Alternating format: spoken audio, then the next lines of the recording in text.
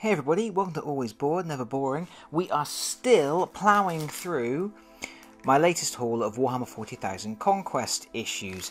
This is issue 5. I received 4 issues in one go, so after issue 5 I have issue 6 to get through, and then I have to, kick my heels and wait for the next batch to arrive. But issue 5 is the first issue past the point that they are making this magazine available in certain outlets. For issues 1 through 4, they were available in newsagents and they were also available in Games Workshop stores. After issue 4, they're no longer going to be sold in Games Workshop stores, and there's a good chance that a lot of newsagents won't continue stocking it. Some will, but that's up to individual newsagents. It's likely to be the case that from this point out, it's mainly going to be through subscriptions that people are getting these at this point. So this is the first issue that you're not as likely to see on a shelf in a newsagent, and you will immediately notice, one, it doesn't look in the first instance like you're getting anywhere near as much stuff with the magazine, and two, all that lovely packaging, all that plastic blister packaging is gone. Now I can understand why that is. If you're sending this stuff in the post, in a box with other issues, you don't need to worry so much about the packaging and things like that. All that lovely packaging was to keep the stuff safe while it was being shown on shelves in stores. But it is quite amusing that as soon as you get past that 4th issue, it's just kind of like, yeah, just chuck it in the bag now. Obviously it's better for the environment and all that sort of stuff. Hold on, this is going to rustle a minute. But yeah, I totally understand why they're doing it, but it did make me chuckle that as soon as we got past those first 4 issues, the packaging vanished. And of course, yes, it looks like you're not getting anywhere near as much stuff for your money when you get just a tiny little sprue like that. No paints, no brushes, no dice, no anything else. I'm going to put the magazine over here for a second. But, of course, we all know that this is Lieutenant Calcius, and there's some very interesting things about Lieutenant Calcius. At the end of this video, I'm going to cut away. I'm going to quickly put this chap together, and then I'll cut back in and just show you him assembled, because he is an exclusive figure. He is not currently available anywhere else other than with this magazine. Now that's not to say he won't be available in other places eventually. Games Workshop do have a tendency to make things exclusive for a while and then find a way to issue it out in some other time and place. So never say never, but at the moment this is the only way that you can get Lieutenant Calcius, and that is a very clever move on the part of the publishers, Hachette Publishing, because this is the first issue where you're into that subscription period. It's not just going to be an impulse purchase off of a shelf anymore. You need to get people to actually commit to that subscription, and what's a good way to get people to commit? Offer them something exclusive, which is what they've done. So yeah, he's not currently available anywhere else, and he's pretty cool. He is a lieutenant, as I said, and he is a Primaris Marine, so he's a good chunky size. And the other thing to note is that he is not easy build. He is not push fit. He does require glue. He also has a choice of heads. He's got a helmeted head, and he has the no helmet head. So it's much more of a. It's not like a completely customizable kit. He's still monopose, but you do require glue, and you do have a choice. So there's some interest. So it's slightly interesting. It is a change from what we have been seeing. And of course, the other thing is that, like I said, it doesn't appear like you're getting as much with your issue. But this is one of those things where it's in the eye of the beholder, and it's an interesting choice on the part of the publisher, because if you are new to hobby gaming, if this is all completely new to you, one miniature on the front of the magazine may not seem like a good deal.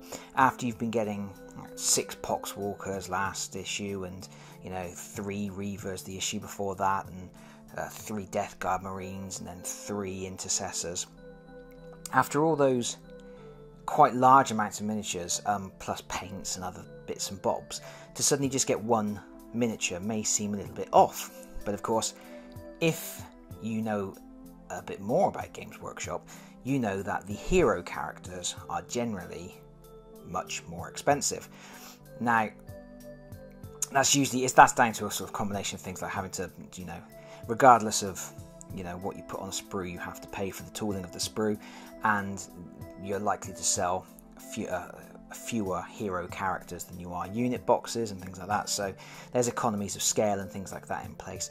But generally, even so, Games Workshop heroes are generally considered quite pricey.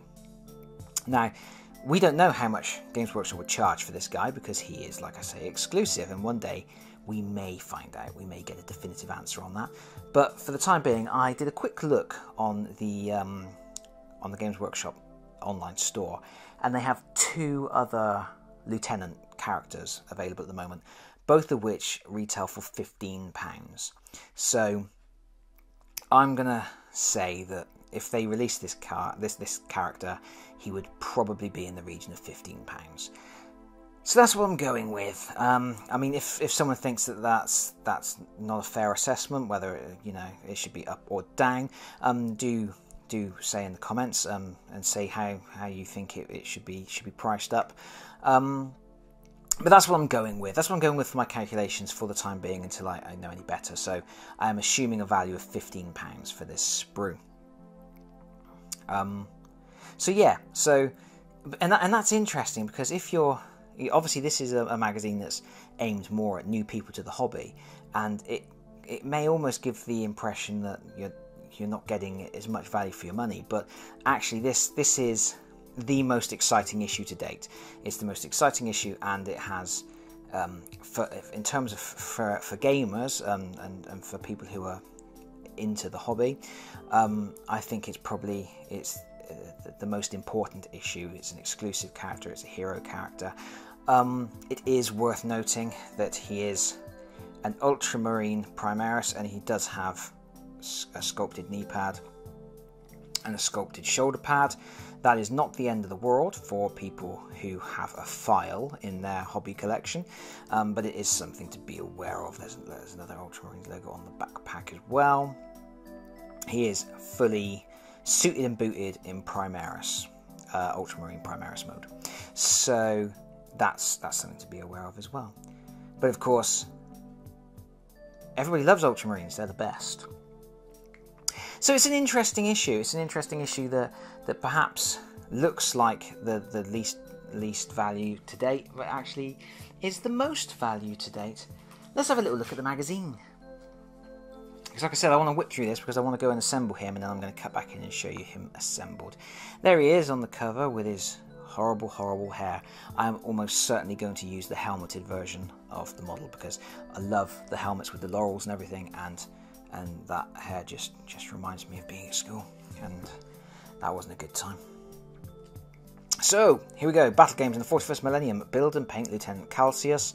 War gear, power swords. Use heroes in your games. Cool. What have we got?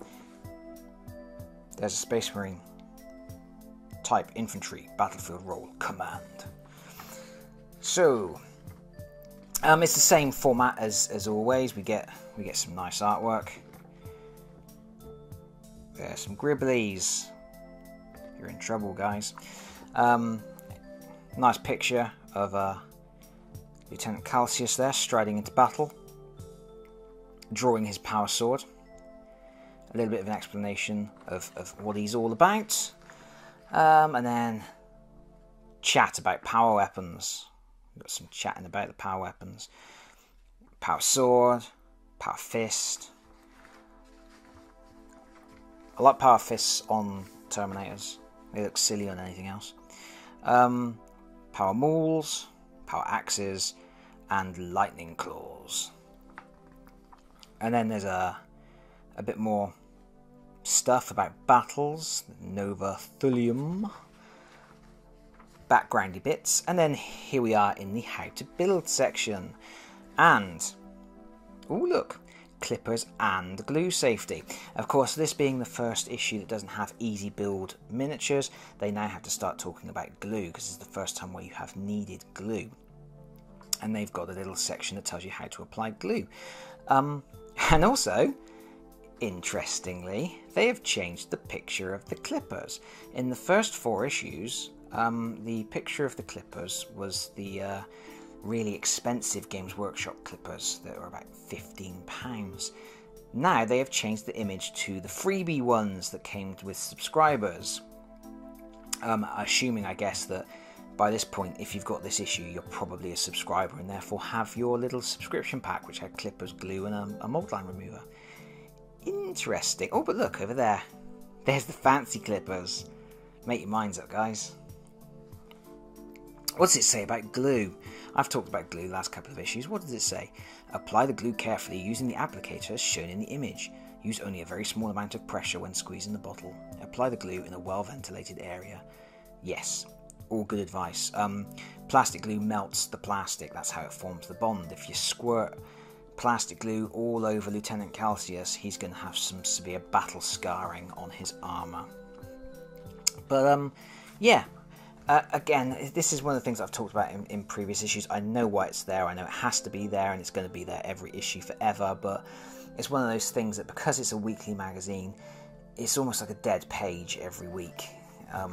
If it'd been like a fortnightly or a monthly magazine, they only had to do it once for, you know, that amount of content. Note on the building instructions, we now have this little yellow line thing. Obviously, they didn't have that on previous builds, because that is how Games Workshop designates that's where you apply some glue. So they're really good. It's really good instructions Games Workshop have now, because the blue bits show the most recent part that's been applied, and then the yellow bit shows you where glue goes. It's a very Lego sort of style of instruction. It's very cool. And then we've got the painting-y bit. So we've got all of our paints from previous issues. There's that water pot again. I'm surprised he didn't give away one of those as one of the free gifts, because that's the classic Citadel water pot. Very, very, very valuable for people who don't have a cup in their house. And there he is. He's undercoated. They've applied some black. Lovely big pictures on this. I do like the fact they've really gone big on the pictures on the painting guides, because obviously we have to bear in mind that these are painting guides for people who may never have painted before, other than, you know, what came in the previous issues, and they may not even have got round to that, because, you know, you're getting these issues in big lumps. You may not have had a lot of time between issues. Retribute armour, lead belcher, on the little headpiece, picking out details, giving him a little pink face, and there we go.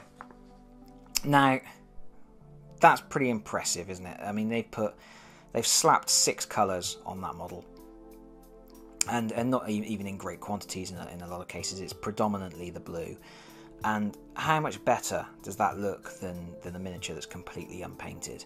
I think, you know, if you're brand new to painting, if you can slap a bit of paint on a model and make it look like that, then that's fantastic. I mean, that's basically HeroClix standard, isn't it? I mean, HeroClix is pretty rubbish for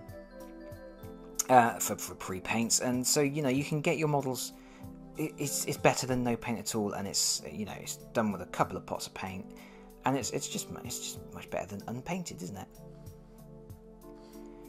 It's cool. I think anybody who is new to hobbying, if they can whip up a figure like that in an afternoon, that's something you can be proud of, isn't it? That's an achievement. That's a step along the road. And, you know, if I was, you know, way back in the day, I can remember vaguely the first time I painted a miniature, and I was so proud of myself to have actually, you know, got something and it was mine, and I'd painted it, and I took it from a horrible bit of grey plastic to something that was probably still horrible, but it was my horrible.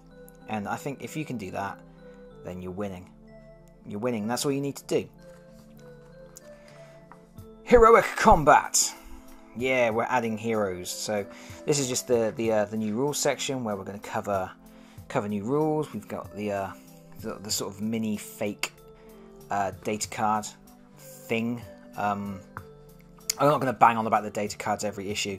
It's very much the data cards are like a pack of data cards is available with the premium subscription, which I didn't subscribe to, but I was very much hoping that at some point they give the stats in the magazine.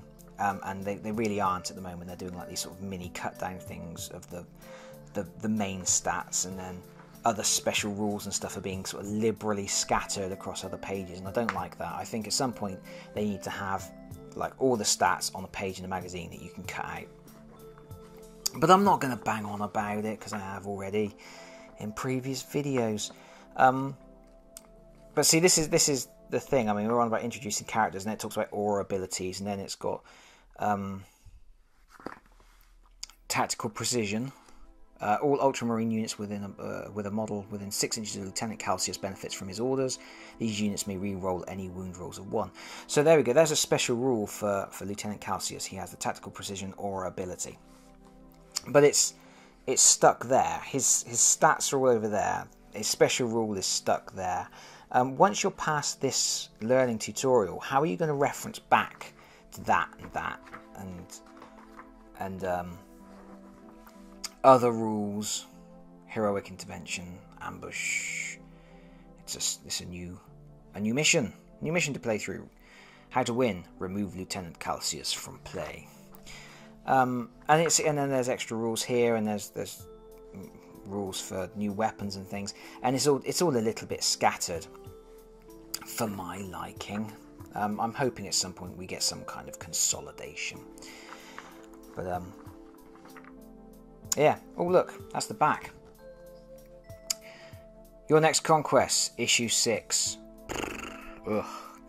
I mentioned this before. Yes, issue 6 is just another blister of another sprue. Sorry, of the 3 easy build Death Guard Marines, which I think is lazy, and you know, there are other ways they could have given more Death Guard.